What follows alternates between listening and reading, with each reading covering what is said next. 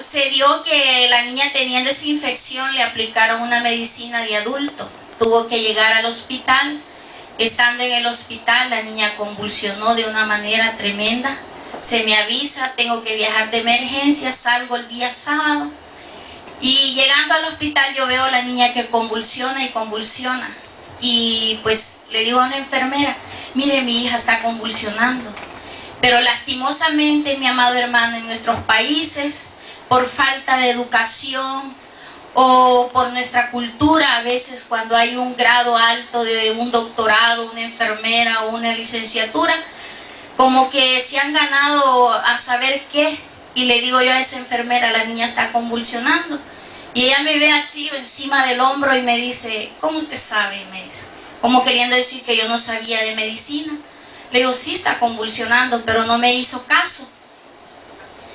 Luego busco al médico y le digo, doctor, mi hija está convulsionando, es de que la vea. Y me dice él, pero ya estaba el Señor en el asunto.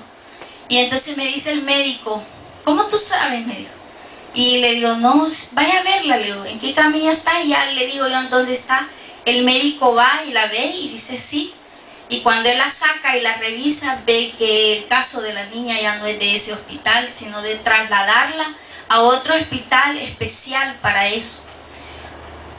Nos mandan en una ambulancia, mi amado hermano. Nosotros vivimos en un estado que le llaman acá, ya son departamentos de Sonsonate, para viajar para el centro, San Salvador.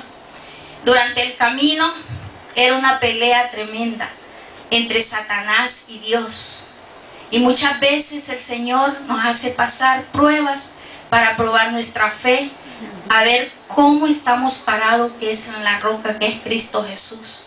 Y a veces tenemos que pasar procesos duros para entender y saber que hay un Dios de poder, que con fe todo es posible. Amén. Y yo esta noche quiero compartir este testimonio porque sé que muchas veces nosotros pasamos adversidades donde nos sentimos débiles, donde nos sentimos desanimados y creemos que ya no hay solución. Pasando ese lapso de que íbamos de camino, la niña, todo se complica, se le acaba el oxígeno y se demoran como el tiempo que tenían que cambiarlo y todo. Llegamos al hospital, me la atienden y queda en cuidados intensivos.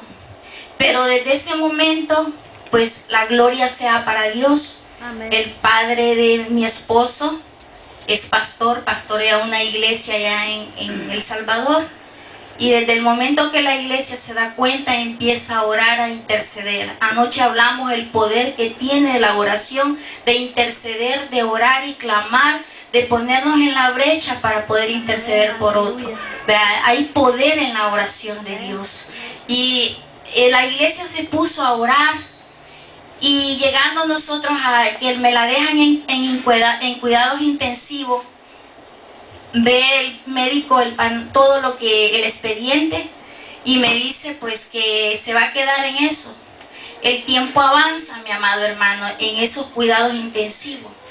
Y llega un momento en que ya el médico me dice, señora, su hija es imposible, caso imposible, no se haga ilusiones, ella va a morir. Y entonces ella la tienen conectada con muchos mangueritas, le tiene abierto todo esto de acá. Y entonces yo no dejaba de clamar a Dios con una fe, con un fervor. Yo dije, Señor, tú me la diste y yo sé que tú me la vas a dar hasta el momento que a ella le toca, que tú la vas a llevar, porque yo sé que esto que estamos pasando es por algo, es para que yo crezca en tu fe, que tú me vas a hacer escalar un nivel más. Y yo clamaba de esa manera. Antes de irme, mi esposo y yo oramos en el lugar donde estábamos, y dice mi esposo, hasta después él me lo comentó, que él levantó sus manos y le dijo, Señor, yo sé que tú me la diste. Estábamos en un mismo sentir y en un mismo pensar. Y eso es lo que Dios manda en un pueblo, que todos estemos unánimes en un mismo sentir y en un mismo pensar. Y él levantó sus manos y sintió esa unción del Espíritu Santo, que algo grande iba a pasar, pero que ese proceso que estábamos pasando con ella era porque Dios quería tratar con nosotros en nuestra fe. Dios nos conoce, mi amado hermano, cuál es nuestra debilidad y cuál es, hasta dónde estamos en fe y cómo le creemos al Señor. Y llega un momento, mi amado hermano, de que el médico, para no hacérselo tan largo, el médico me dice: tú tienes que firmar un papel para desconectarle todos los aparatos a tu hija para que ella se muera. Yo le dije: no, eso no puede ser. Y yo recuerdo, mi amado hermano, a veces me impacta recordar, no porque sienta ese dolor, sino porque no hay palabra de lo profundo de nuestro corazón de darle gracias, honra al Señor. Como dijo el hermano, él ese canto ha inspirado de su alma, de su espíritu, en agradecimiento al Señor, porque Dios le dio una oportunidad más, porque por medio de su canto, Él está predicando el poder grande que tiene nuestro Señor Jesucristo. Gloria a Jesús, alabado Dios.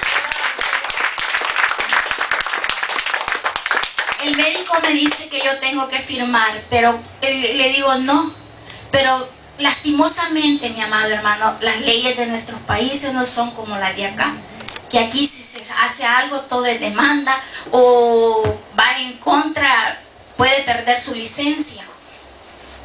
Y en el momento que él toma la decisión, el médico, que le va a desconectar porque era una emergencia, me dice el médico: hay otros niños que tienen esperanza de vida y la tuya ya no, y estos aparatos se necesitan.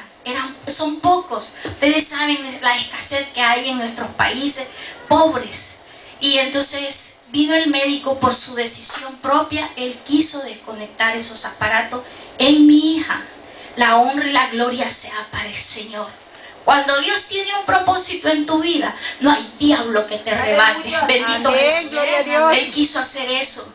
En el momento que Él quiso desconectar esos aparatos, la niña levantó su mano. No era la niña, era el Espíritu de Dios, porque era un instrumento de Dios que venía para esta tierra, y el diablo no le iba a quitar la vida. Le puso la mano al médico y el médico se sorprendió.